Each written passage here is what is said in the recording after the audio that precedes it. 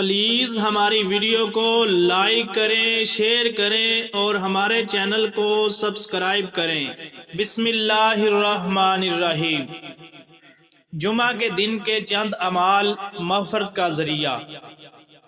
حضرت سلیمان فارسی رضی اللہ تعالی عنہ سے روایت ہے کہ جو شخص جمعہ کے دن غسل کرے اور جس قدر ہو سکے صفائی اور پاکی حاصل کرے، تیل لگائے یا گھر میں موجود خوشبو استعمال کرے، پھر جمعہ کی نماز کے لیے نکلے اور مسجد میں اگر صفیں پر ہوں تو انہیں چیر کر آگے نہ بڑھے، پھر نفل نماز پڑھے اور جب امام خطبہ کہے تو خاموش رہے، اللہ سبحانہ تعالی اگلے جمعہ تک اس شخص کے گناہوں کو معاف فرما دیں گے۔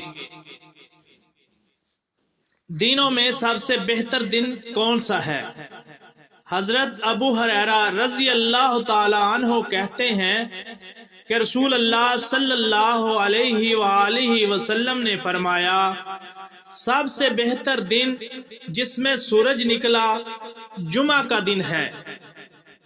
اس دن آدم علیہ السلام کو پیدا کیا گیا، اس دن انہیں جنت میں داخل کیا گیا، اسی دن ان کو جنت سے نکالا گیا اور قیامت بھی اسی دن قائم ہوگی۔